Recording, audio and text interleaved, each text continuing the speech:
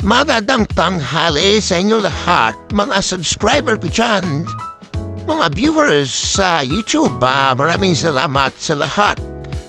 Lalo na po kina Ma'am Lavi at Mendoza, sa mga supporters natin sa Samar. Maraming salamat sa inyo. Yan, luto tayo ng salmon belly. Ayan, bumili tayo sa Pure Gold ng salmon belly. At return natin yung mga ingredients niya. Ito, kamatis. Ayan. Iwain natin yung kamatis kasi niyawa ko na dyan yung kamatis na isasahog natin dyan sa sa lulutuin natin. Salmon belly.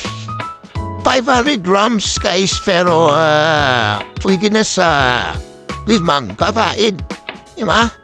Servings for 5 persons ang gagawin natin. Since yan ang sibuyas, sanay na natin. Inayat naman dyan yung sibuyas, guys. Ayan, kung hindi pa kayo nakasubscribe, guys, please subscribe my channel, Mark 30 Mix Vlog.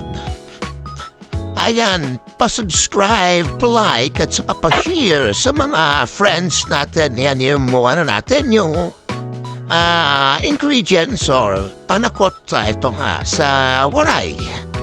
Ayan guys, so katapos na pinakulo na akong dyan. Water, pinakulo na natin tubig sa kaserola at gadegetin muna natin. Inerto muna ganyan yung okra. Ayan. Teka, nilagyan ko ng okra guys kasi mas maganda pagka-off.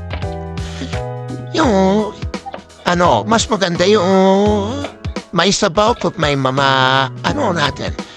May gulay, di ba? May string beans din. Tumili tayo ng string beans.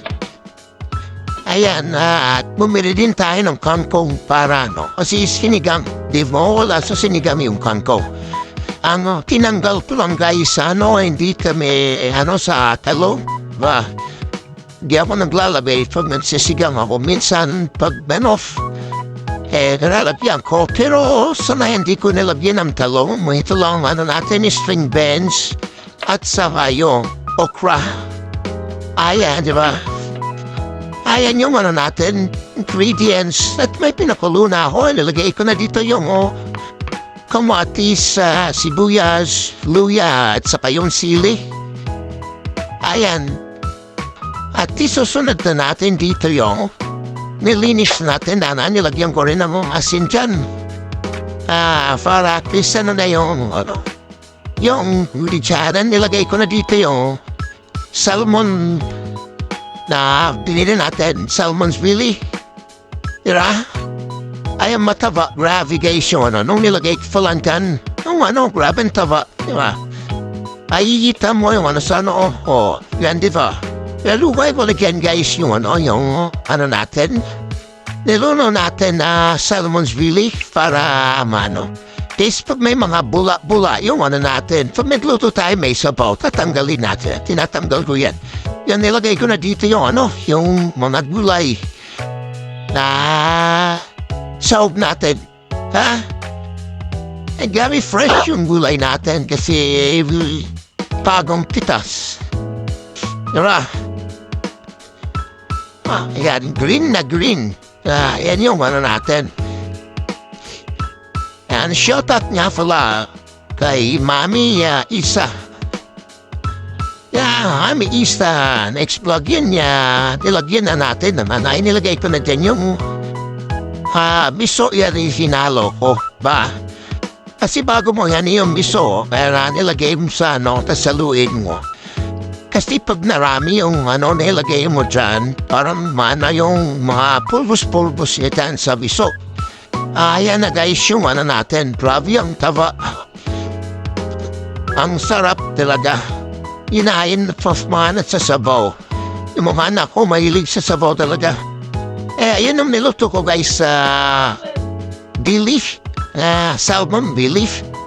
Nilagay ko na dito yung kangkong. Nabili natin. Diba?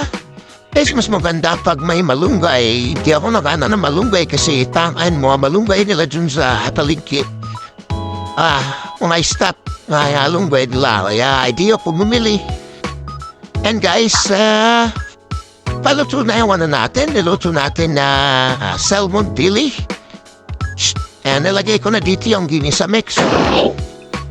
Ayan, konti lang yung nilagay ko na ginisa mix guys kasi hindi sa masyadong maasim. Kaya yun, nilagay ko yung konti lang, kinalahati ko lang yung sinigang mix na nilagay natin. Ayan, luto na. Ayaw natin yung gulay luto na rin. Na makita mo gravy of